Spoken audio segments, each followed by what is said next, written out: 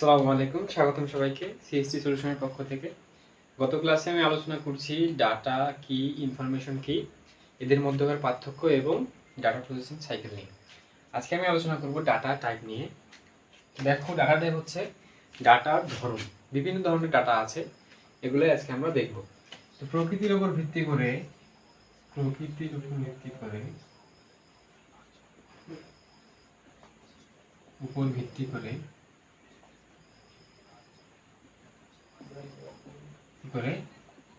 Data দুই ধরনের বা দুই প্রকার, ঠিক আছে। একটা আছে অ্যালফাবেটিক,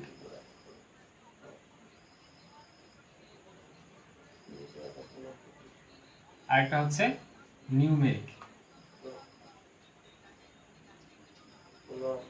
ঠিক আছে।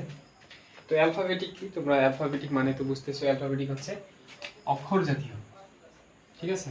সেটা হতে পারে ইংরেজি অক্ষর কিংবা বাংলা অক্ষর, যেমন এ, বি, সি, ডি, অথবা স্বরেয়, স্বরেয়া, রস্বই ইত্যাদি, ঠিক আছে। আচ্ছা, নিউমেরিক কি, এটাও তোমরা বুঝতে পারতেছো। নিউমেরিক হচ্ছে সংখ্যা জাতীয়, যে কোনো সংখ্যা হতে পারে, হ্যাঁ। তো নিউমেরিক হচ্ছে সংখ্যা জাতীয়, যেমন 10, 20, -30, হ্যাঁ, 0.5 ইত্যাদি, ঠিক আছে। এটা হচ্ছে সংখ্যাবাচক। আচ্ছা, এখন আমরা দেখব প্রোগ্রামিং এর ক্ষেত্রে ডাটা ধরন। এটা দেখলাম যে প্রকৃতির উপর ভিত্তি করে ডাটা দুই প্রকার, একটা হচ্ছে অ্যালফাবেটিক আর একটা হচ্ছে নিউমেরিক। এবার আমরা দেখব প্রোগ্রামিং এর ক্ষেত্রে। প্রোগ্রামিং এর উপর এখন লিখে দিলে প্রোগ্রামিং এর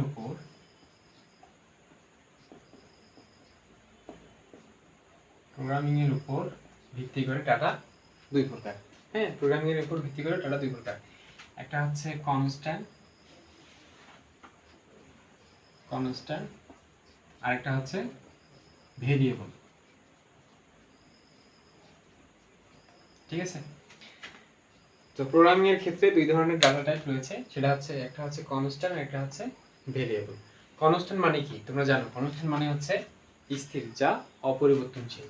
তো কনস্ট্যান্ট ডাটা কোনগুলা?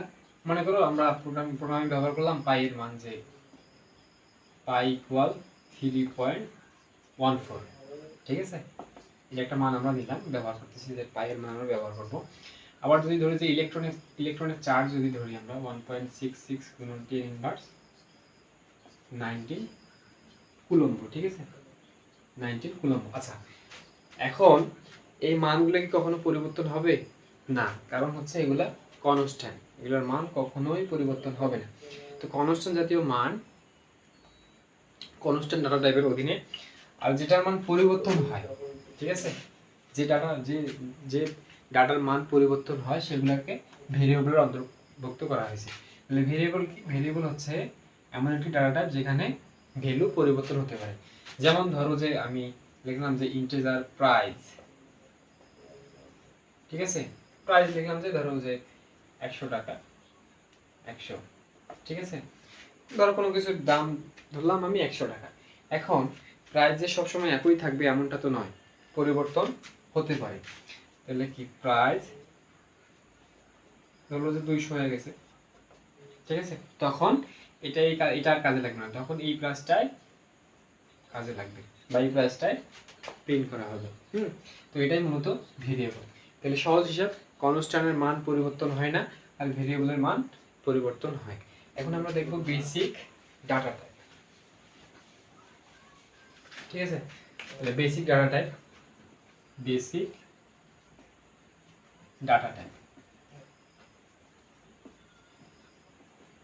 ঠিক আছে। তো বেসিক ডাটা টাইপে অনেকগুলো অংশ আছে, আমরা একটা একটা করে দেখি। তাহলে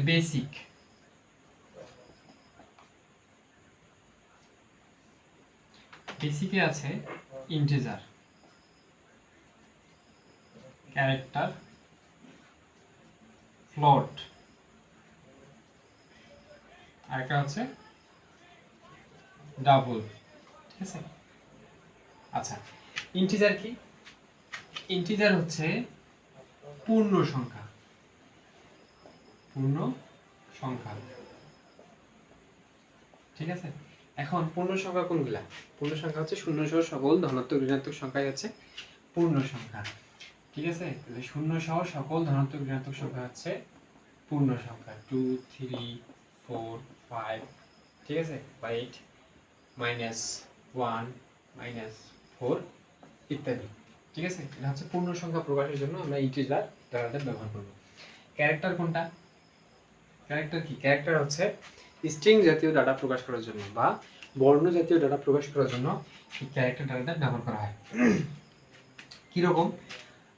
ধরো যে আমরা নাম লিখবো, প্রোগ্রামে আমরা নাম ব্যবহার করব, কোনো কিছুর নাম ব্যবহার করব, তখন আমরা কি করতে পারি? তখন কি করতে হবে? ক্যারেক্টার কিটা ব্যবহার করতে হবে। তাহলে ক্যারেক্টার, ঠিক আছে, ক্যারেক্টার নেম, ক্যারেক্টার নেম, মনে করো আমরা কালার প্রকাশ করতে চাচ্ছি, তাহলে ক্যারেক্টার নেম হিসাবে আমরা কালার ব্যবহার করব, COLOR, ঠিক আছে। এটা হচ্ছে কি? এটা হচ্ছে ক্যারেক্টার নেম, ক্যারেক্টার নেম, ঠিক আছে। তখন আমরা এই জায়গায় ভ্যালু সেট করব, যে ধরো যে BLUE ব্লু, এটা হচ্ছে ভ্যালু, ঠিক আছে। বুঝা গেল বিষয়টা? এবারে আমরা দেখব ফ্লোট। ফ্লোট কি? ফ্লোট মানে তো জানো দশমিক। তো দশমিক যুক্ত সংখ্যা প্রকাশ করার জন্য এই ডাটাটা ব্যবহার করা হয়। দশমিক যুক্ত সংখ্যা সেটা হতে পারে 0.5, ঠিক আছে, 3.14, মানে দশমিক যুক্ত সংখ্যা প্রকাশের জন্য এই ডাটাটা ব্যবহার করা হয়। আবার দেখো ডাবল, ডাবলও কিন্তু দশমিক যুক্ত সংখ্যা প্রকাশের জন্য ব্যবহৃত হয়। তবে ফ্লোট আর ডাবলের মধ্যে পার্থক্য একটাই, সেটা হচ্ছে দেখো যে ফ্লোটে আমরা যে ডাটাগুলো দেখছি সেখানে দশমিকের পর একটা সংখ্যা বা দুইটা সংখ্যা, তিনটা সংখ্যাও থাকতে পারে, কিন্তু বা তারও বেশি থাকতে পারে, মানে খুব বেশি থাকবে না। কিন্তু ডাবলের ক্ষেত্রে অধিক প্রিসিশন যুক্ত সংখ্যা থাকবে। যেমন ধরো যে লিখলাম একটা সংখ্যা, লিখলাম যে 2.673928, ঠিক আছে। দেখো তো দশমিকের পরের সংখ্যাটা খুব বড় হয়ে গেল না?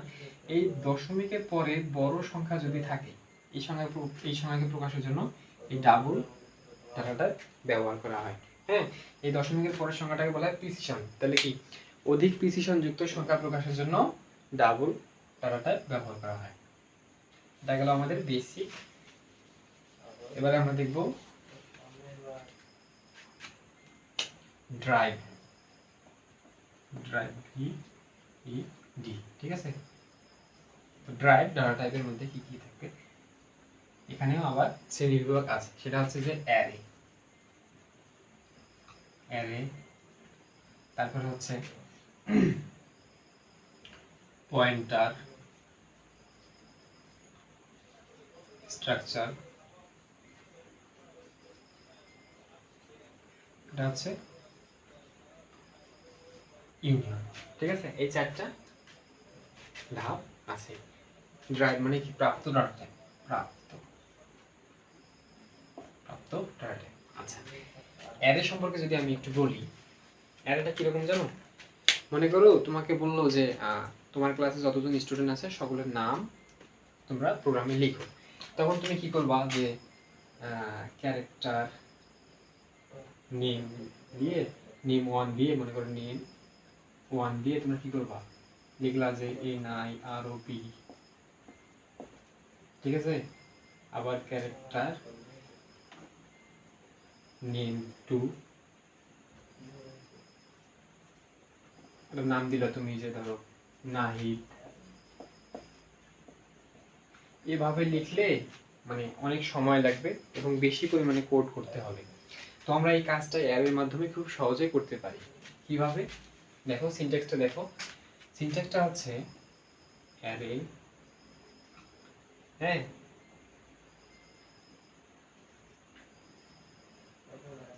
অ্যারে নেম,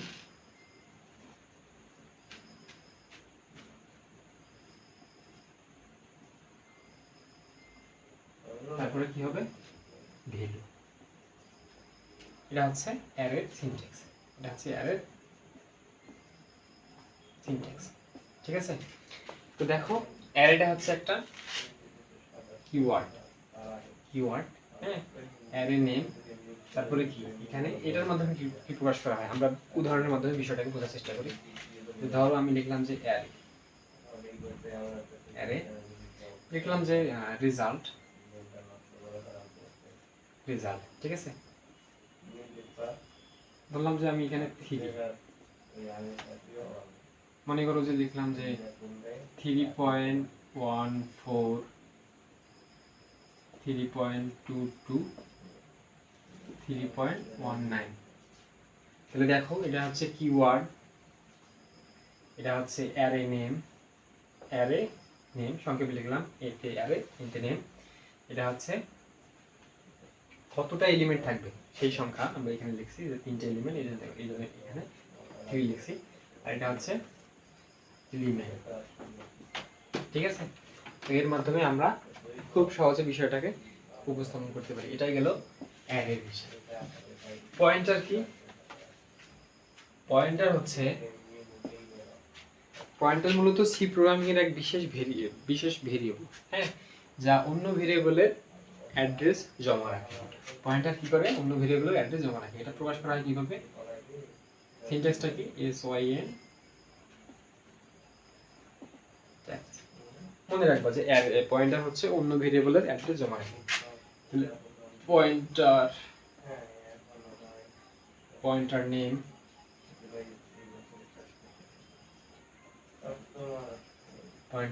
ঠিক আছে। তোমরা এখানে একটা ভ্যালু দিয়ে নাম বসাই দিবা, কাজ শেষ হয়ে যাবে। এটাই মূলত পয়েন্টার। স্ট্রাকচার কি? স্ট্রাকচারটা হচ্ছে এমন একটি ডাটা টাইপ। স্ট্রাকচারটা কি জানো? স্ট্রাকচার হচ্ছে এমন একটি ডাটা টাইপ যেখানে বিভিন্ন ধরনের ডাটা রাখা যায়, বিভিন্ন টাইপের ডাটা রাখা যায়। কিরকম? মনে করো আমি লিখলাম যে স্ট্রাকচার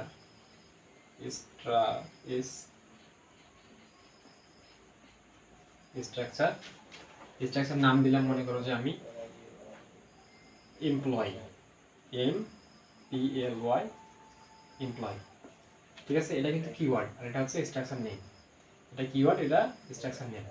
তো দেখো এটা আমি সেকেন্ড ব্র্যাকেট দিলাম যে ইন্টিজার আইডি, তারপরে লিখলাম যে ধরো ক্যারেক্টার নেম,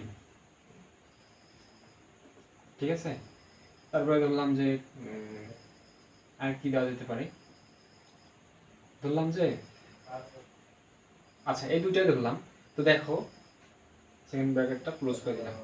তো দেখো এমন একটি ডাটা টাইপ যেখানে বিভিন্ন ধরনের ডাটা, এটা কিন্তু ইন্টিজার টাইপের ডাটা, এটা হচ্ছে ক্যারেক্টার টাইপের ডাটা। তুমি এখানে ফ্লোটও ব্যবহার করতে পারো, তুমি এখানে ডাবলও ব্যবহার করতে পারো, মানে বিভিন্ন ধরনের ডাটা এখানে ব্যবহার করা যায়। এটাই মূলত স্ট্রাকচার ডাটা টাইপ, ঠিক আছে। তো এখন আমরা দেখব ইনিউমারেশন।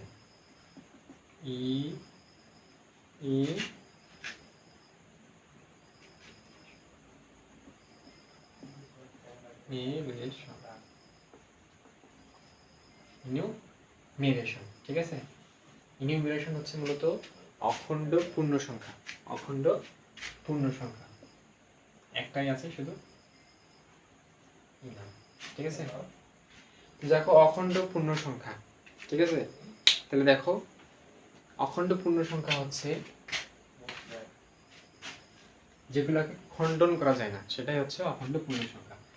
তাহলে দেখো 0 হতে পারে, ঠিক আছে, -1 হতে পারে, -4 হতে পারে, হ্যাঁ। এগুলোর মতো অখণ্ড পূর্ণ সংখ্যা প্রকাশের জন্য এই ডাটাটা ব্যবহার করা হয়, ঠিক আছে। আরেকটা আছে, সেটা হচ্ছে যে ভয়েড।